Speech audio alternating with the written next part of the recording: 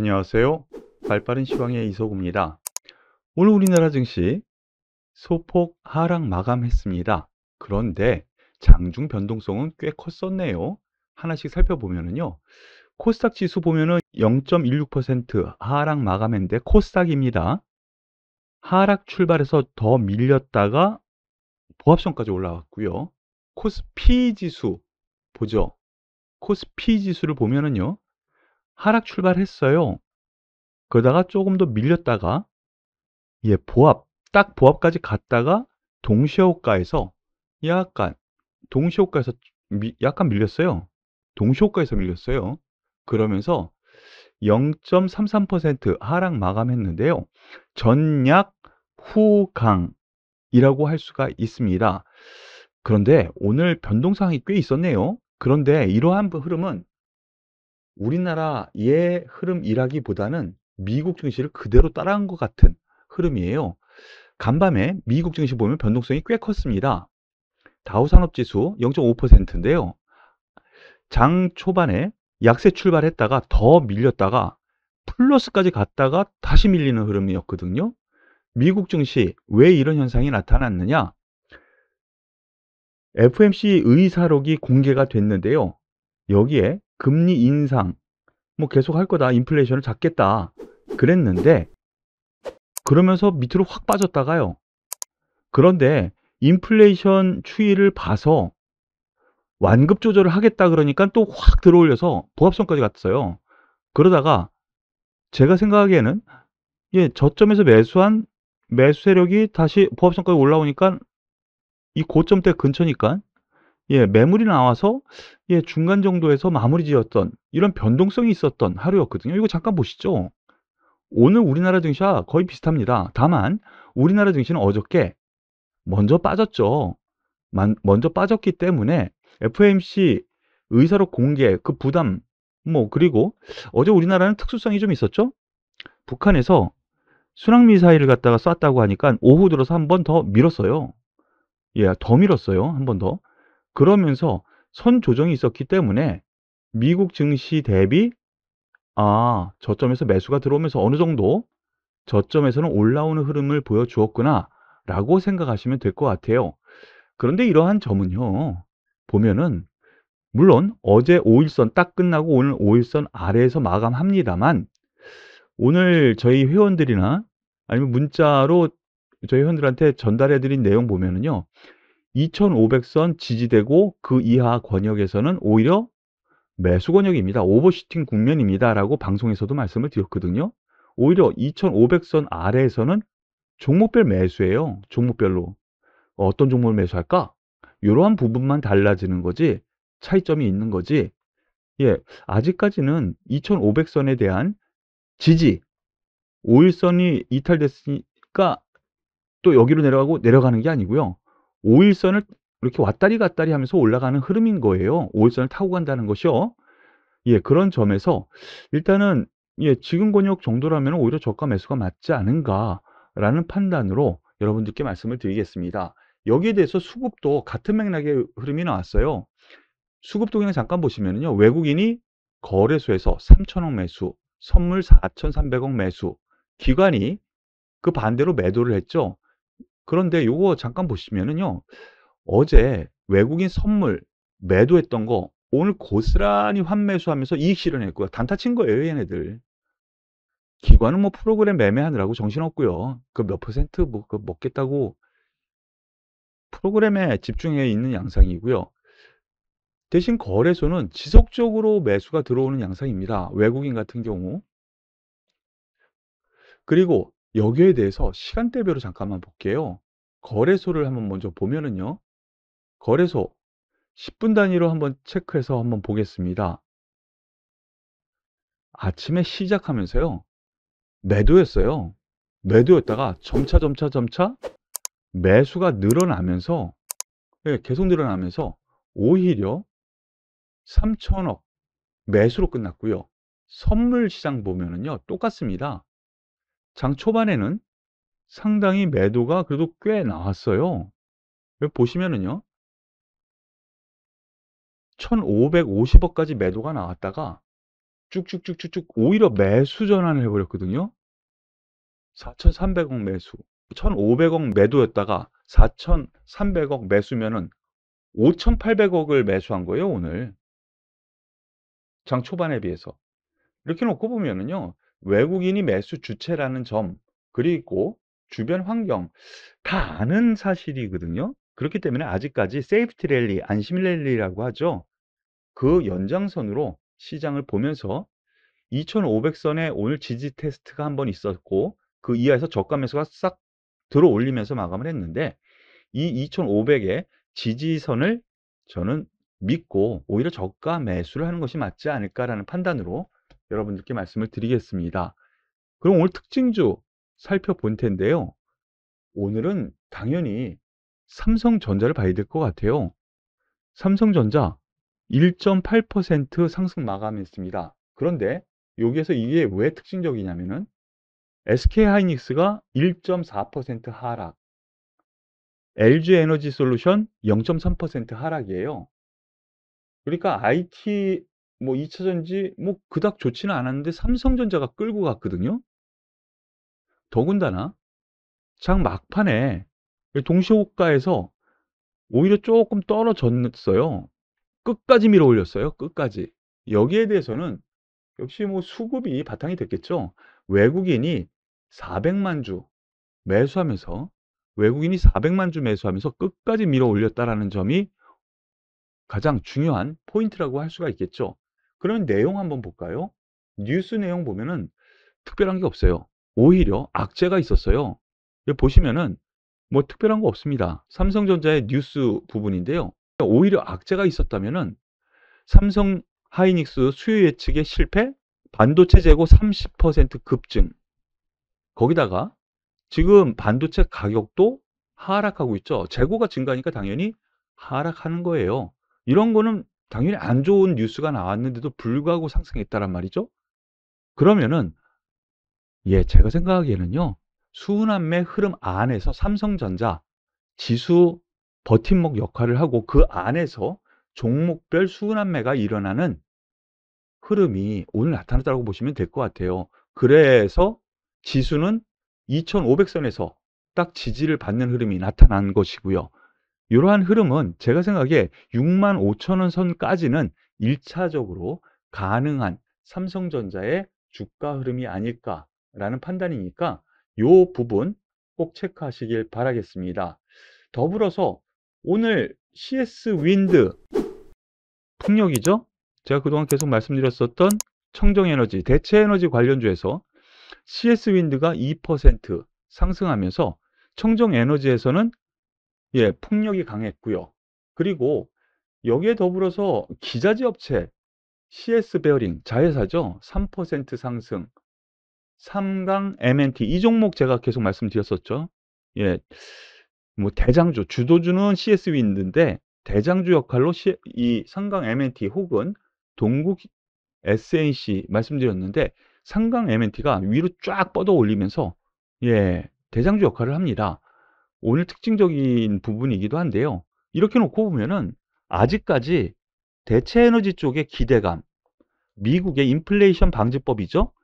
그 수혜에 대한 중장기적인 수혜의 즉 실적이 나올 것에 기대감은 있어요. 더군다나 지금 시장 전반적으로 놓고 보면은요. 솔직히 앞으로 실적 기대감 그리고 꿈을 꿀 수 있는 종목군에 대해서는 좀 한정적이라는 생각이 들거든요. 대체에너지 관련주라든가 이러한 부분은 여전히 그 부분에 기대할 수 있는 기대감, 꿈이 있다라는 거. 그래서 아직까지는 끝은 아닌 것 같아요. 더불어서 한화솔루션 오늘 장중에 3%까지 올라갔다가 다시 연중 신고가를 쓰는 걸로 생각이 됐었어요. 연중 신고가예요, 지금도. 그런데 보합선으로 마무리 지었고요. 태양광 업체죠. 그리고 더불어서 두산 에너빌리티 원자력 발전. 뭐 원자력 발전에서는 주도주라고 할 수 있어요. 기본 바탕이 되는 종목이고요. 계속 윗꼬리를 달고 있는데도 불구하고 오늘 1% 상승하면서 앞에 매물 조정을 아주 순조롭게 잘 하고 있습니다.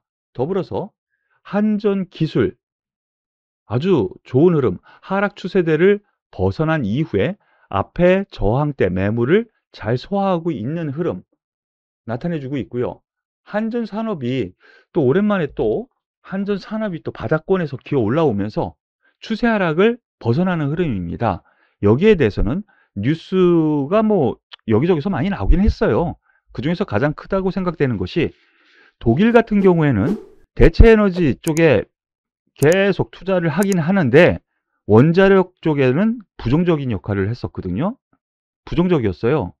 그런데 야, 이거 원자력 그동안 부정적이고 증설해서는 안 된다라고 계속 독일 쪽에서는 얘기를 했었는데, 예, 지금 원자력을 가동률을 높인다라는 뉴스가 나왔어요. 지금 새로 짓는 건 아니고요. 독일에서는. 그러면서 아, 원자력에 대한 전반적인 전 세계적인 원자력의 관심은 아직 유지가 되는구나. 그중에서도 우리나라 수출 기대감, 뭐 동유럽이라든가 여기에 대한 수출 기대감은 상당히 크지 않습니까?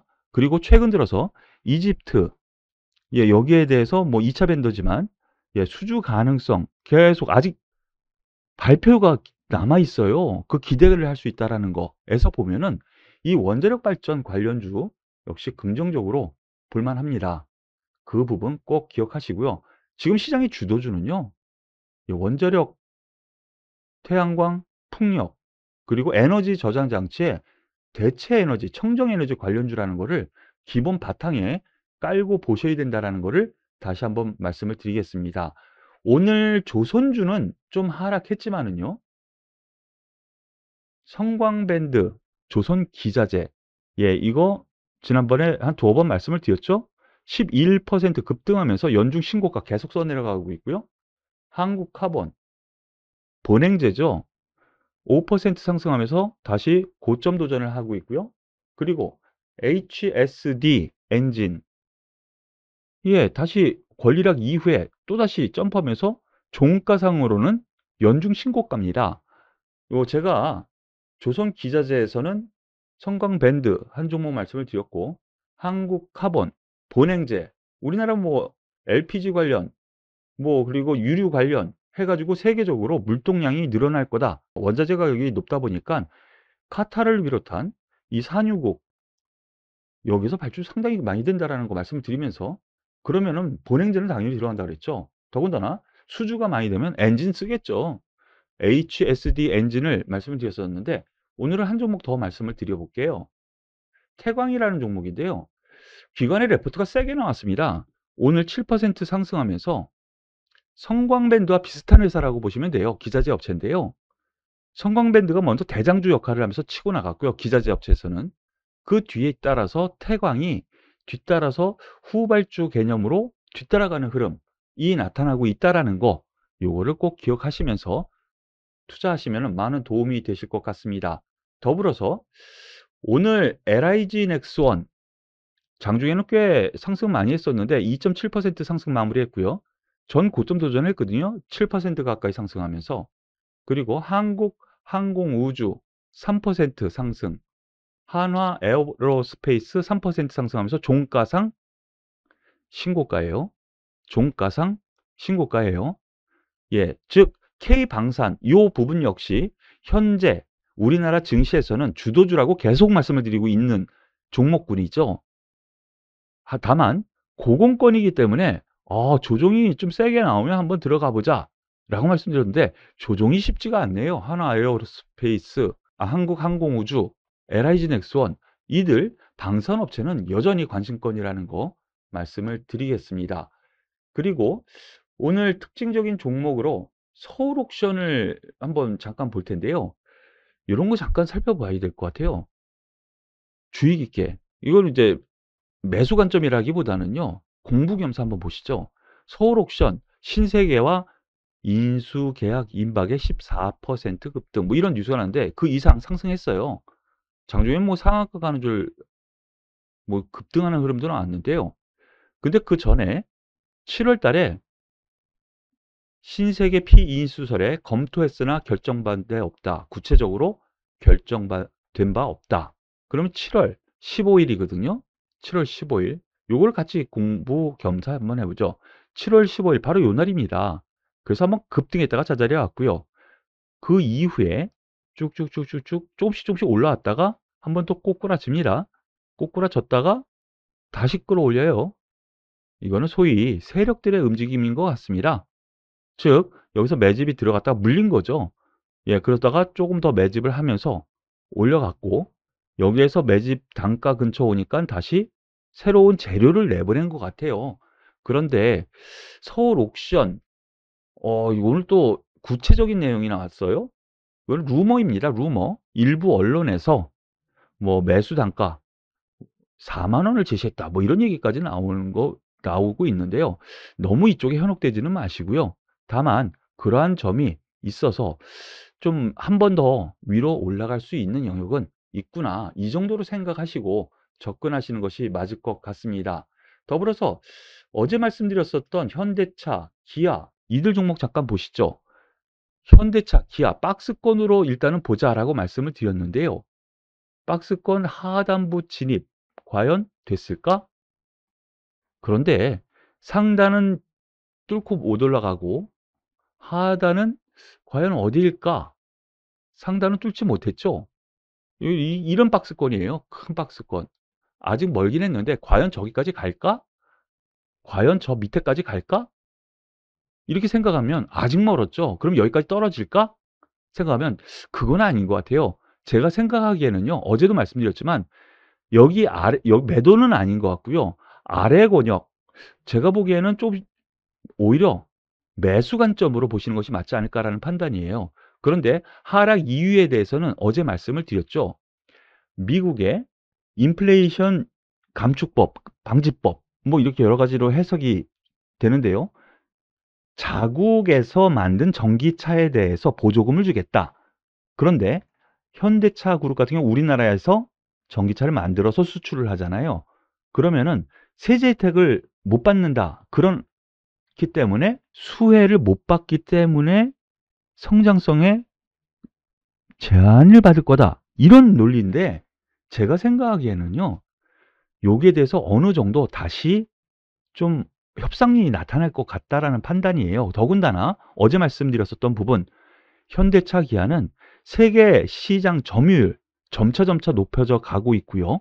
더군다나 우리나라 자동차 시장에서는요. 이 동남아 쪽에서는 거의 팔리질 않았었는데 뭐 2년 전부터 계속 올라오고 있거든요. 일본 점유율을 갉아먹고 있어요.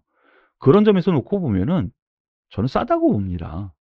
그리고 제가 미국 관련 이 인플레이션 감축법에 대해서 뭐 걱정하지 말라고 하는 이유는요. 바이든 대통령이 미국에 투자하십시오 해가지고 우리나라까지 찾아왔는데 가장 먼저 사인한 회사가 현대차 그룹이에요. 예, 그렇게 놓고 보면은요. 미국 투자 앞으로 하겠다라고까지 했고 그런데 그럼 우리나라 현대차, 기아차에 대해서 글쎄요. 제가 생각하기에 어느 정도 예외 조항도 조금 나올 수 있는 영역이고 그리고 가격이 이만큼 떨어졌다라는 점에서 놓고 보면은요. 그러한 부분은 어느 정도 가격 반영 다 됐다라고 보여져요. 그렇기 때문에 지금 가격에서는 오히려 저가 매수가 맞지 않은가 저는 그렇게 판단을 하면서 좀 더 떨어질 수 있습니다. 하지만 이 부분은 중장기로 보시고 가지고 계신 분들은 좀 보유하는 것이 맞는 것 같고요.